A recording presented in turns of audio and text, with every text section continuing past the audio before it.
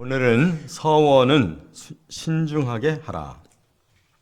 서원은 신중하게 하라. 이런 제목으로 말씀을 상고합니다. 오늘 본문에 두 가지 단어가 나와요. 서원과 서약. 이게 어떻게 다르냐? 이 서원이라는 말은 맹세할 서자에 원할 원자. 그러니까 스스로 자원해서 하나님 앞에 맹세했다는 거예요. 그리고 서약이라는 말은 맹세할 서자에 묶을 약자. 그래서 하나님 앞에 맹세로 자기의 결심을 약속했다는 겁니다. 근데 이제 원어를 보면 서원은 네데르라고 그러는데 어떤 자기의 마음속에 품은 것을 하나님 앞에 아주 거룩하게 구별해서 드리겠습니다. 이렇게 약속하는 거예요. 그러니까 하나님 앞에 하나님에게 필요로 하는 또 유익이 되는 어떤 일을 제가 꼭 하겠습니다라고 약속하는 거예요. 그런데 이 서약이라고 하는 단어는 샤바 쉐보아라고 그래요. 이 말은 뭐냐면 자기가 선언한 말 반드시 지키겠습니다라고 더 강조하는 말이에요. 그래서 서원한 다음에 서약하는 것은 이건 틀림없이 하겠습니다. 그런 뜻이에요. 그런데 이 서원과 서약에 대해서 오늘 본문에 보면 하나님은 신중해야 된다 이렇게 말씀하면서 그 신중하게 하는 방법을 이제 가정 공동체가 집단적으로 책임져야 된다라는 말씀을 하셨어요. 그래서 이제 오늘 그 서원하는 사람들은 네 종류의 여자들이거든요. 근데 이 네 종류의 여자들이 이제 자기 생각대로 하나님 앞에 맹세하고 서원한 것은 한 번은 걸러야 된다는 거예요. 왜냐하면 가정이라고 하는 이 공동체가 그 문제에 대해서 함께 생각해보고 함께 결정을 해야 된다는 거예요. 그래서 지금 여기 본문에는 그 가정의 가장을 이제 아버지나 남편으로 얘기를 하고 있는데, 물론 이제 가부장적인 이러한 그 시대가 오랫동안 왔기 때문에 이렇게 남편이나 또 아버지 이렇게 표현을 했지만 더 중요한 것은 함께 더 깊이 기도해 봐야 된다는 거예요. 함께. 그래서 그 가정이 이제 그렇게 하기로 했다면 가정 공동체가 함께 책임져야 된다는 거예요. 그래서 오늘 본문에 보면 이 서원에 대해서 하나님께서 굉장히 귀한 것으로 여기시면서도 하나님 앞에 함부로 서원하지 말라고 이렇게 경고하시는 말씀이기도 합니다. 왜냐? 사람은 맹세를 지킬 능력이 없어요. 구약에서는 사람은 맹세를 지킬 능력이 없다라는 말을 안 해요. 항상 맹세했으면 반드시 지키라고만 구약은 계속 강조해요. 그 대신 이렇게 가정에서 한 번 더 걸러서 최종 결정해라라고 지금 말씀하고 있는데 그것도 사실은 그렇게 합당치를 못해요. 아무리 혼자 생각보다 여러 사람의 생각이 더 신중하기는 하지만 그것도 잘못될 수가 있어요.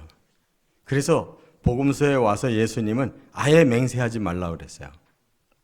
마태복음 5장 산상수훈에 들어가서 바로 34절에 내가 너희에게 이르노니 도무지 맹세하지 말지니 이에서 지나는 것은 악으로부터 나느니라 그랬어요. 그러니까 맹세라는 말은 하나님 앞에 약속을 하면서 반드시 지키겠습니다라고 아주 맹약을 한 거거든요. 그거 지킬 사람이 없다는 거예요. 그래서 네라든지 아닙니다라든지 그렇게 그 하나님 앞에서 우리는 말할 뿐이지 내 능력이 한계가 있으면서 하나님 앞에 마치 모든 걸 다 할 수 있을 것처럼 이렇게 과장하면 그게 악으로부터 나온 것이다.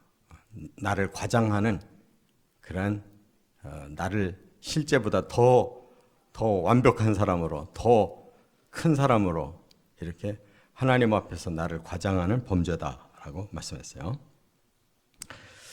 그래서 이제 여자의 서원 네 종류를 상고합니다. 첫째는 3절부터 5절에 보면 어린 여자의 서원. 어린 여자의 서원은 부모의 동의를 꼭 받아라 그랬어요. 아직 그 결혼을 하지 않은 어린 미성년이기도 하고 아니면 처녀이기도 한 그 상태에서 서원을 했을 때에는 아버지에게 꼭 그것을 여쭤봐야 된다. 그래서 아버지가 그 말을 듣고 더 이상 다른 말이 없었다. 그러면 그 어린 처자는 하나님 앞에 서원대로 살아야 된다. 이것이 예를 들면 지금 천주교 같은 경우에는 이 결혼을 안 하는 제도가 있잖아요. 수녀든지 또 신부가. 그 수녀가 예를 들어 저는 하나님께 제 몸을 평생을 바치겠습니다 했을 때 그것을 하나님 앞에 약속한 것으로 그냥 끝나는 게 아니고 그 부모를 거쳐서 허락을 받고 해야 된다는 거예요. 그래서 그 아버지가 그 말을 듣고 그냥 가만히 있으면 긍정한 거라는 거예요. 그럼 너는 하나님께 이행해라. 그런데 부모가 안 된다. 그 부모의 입장도 있잖아요. 그럴 때에는 그 서원은 무효가 된다는 거예요. 그리고 하나님도 그가 한 말에 대해서 용서해 준다. 이렇게 말씀했어요. 그러니까 용서, 사함 받는다라는 거지 전혀 없던 일로 한다는 뜻이 아니에요. 그러니까 하나님께 아예 서원을 안 했어야지 서원한 거 실수라는 거예요. 사한다고 말씀한 거는 이미 죄를 진 거예요. 그러나 하나님이 용서하시겠다 이렇게 말씀한 거예요. 두 번째는 결혼한 신부의 서원. 이 말은 결혼 전에 처녀 때 서원을 하고 결혼을 했어요. 그럴 때 그냥 자기 생각대로 할 수 있느냐는 거예요. 안 된다는 거예요. 처녀 때 서원했지만 결혼을 했다면 그 신랑에게 반드시 동의를 얻어야 된다. 이렇게 말씀했어요. 왜냐하면 혼자 몸이 아니고 가정을 이룬 공동체의 일원이기 때문에 그 처녀 때 했던 서원을 그냥 일방적으로 지키겠다고 하면 가정이 깨질 수도 있고 또 계속 어려움이 생길 수도 있죠. 그래서 8절 하반절에 그랬어요. 경솔하게 입술로 말한 서약은 무효가 될 것이니. 하나님이 전제하셨어요. 너의 서원은 경솔할 수가 있다. 사람은 그만큼 너무 감정에 치우친다든지 상황에 너무 몰입한다든지 이렇게 경솔하게 할 수가 있기 때문에 그 서약을 무효화시킬 수 있는 오히려 기회를 주는 거죠. 그래서 신랑을 만난 사람은 신랑에게 동의를 얻어야 된다. 이렇게 말씀했어요. 그러면 8절 하반절에 경솔하게 입술로 말한 서약은 무효가 될 것이니 여호와께서 그 여자를 사하시리라. 이렇게 용서하신다고 말씀했어요. 그 다음에 세 번째 여자의 종류는 과부나 이혼녀예요. 혼자 이제 됐어요. 과부는 혼자 됐어요. 이혼도 혼자 됐어요. 그럴 때 그 가정에서는 그가 가장이에요. 그러니까 자녀들이 있겠죠. 그러나 그가 이제 가장이 됐기 때문에 여기 9절에 보니까 그가 결심한 모든 서약은 지킬 것이니라 그랬어요. 과부는 그 집의 가장이에요. 이혼한 여자는 자기가 독립된 이제 주체예요. 그래서 또 그만큼 인생을 사는 사람들이고 그렇기 때문에 스스로 결정권을 가질 수 있다. 그래서 그래서 과부와 이혼녀는 하나님 앞에 서원한 거 그대로 지켜야 된다. 이렇게 말씀했어요. 그 다음에 이제 네 번째가 유부녀의 서원에 가족이 남편뿐만 아니라 자식까지 있는 이제 주부의 입장에서 하나님 앞에 서원을 했다. 그럴 때 어떻게 해야 되느냐? 남편에게 동의를 얻어야 된다. 남편이 두 종류가 있어요. 허락할 수도 있고 아니면 불허할 수가 있어요. 허락하면 이행해야 되지만 불허하면 없던 일이 되는 거예요. 그런데 남편이 태도가 불분명할 때가 있어요. 아무 말을 안 했었는데 뒤늦게 안 돼라고 말을 할 수가 있다는 거예요.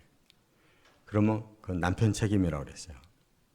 남편이 불성실하게 응답을 안 해줘서 그 유부녀가 소원을 이행하게끔 결과가 됐을 때 남편은 뒤늦게 안 된다고 했기 때문에 거기에 대한 책임을 남자가 다 져야 된다. 이렇게 말씀했어요. 그래서 이 모든 내용은 부모가 또는 가장인 남편이 반드시 개입해서 그 문제를 함께 동의하고 함께 이행하도록 하든지, 그렇지 않으면 하나님께 용서를 구하고 용서받을 수 있도록 다시 그 공동체에서 그 문제를 다시 결정하도록 이렇게 하라고 말씀했습니다. 우리는 하나님이 아담과 하와를 처음에 지어주셨을 때 처음에는 아담만 지었어요. 그리고 아담이 어떻게 하나 보니까 모든 그 동물들에게 이름을 붙일 수 있고 그만큼 탁월한 능력이 있는데 불구하고 아담은 행복하지 않았다는 거예요. 그래서 아담의 갈비뼈에서 여자를 만들어서 두 사람을 붙여주시면서 부부가 함께 연합해서 한 몸을 이루라 라고 말씀한 거예요. 그것은 그만큼 공동체가 필요하고 중요하다는 거예요. 서로를 도와주고 서로에게 유익이 되도록 이렇게 삶을 공동체로 살아라 라고 주신 말씀입니다.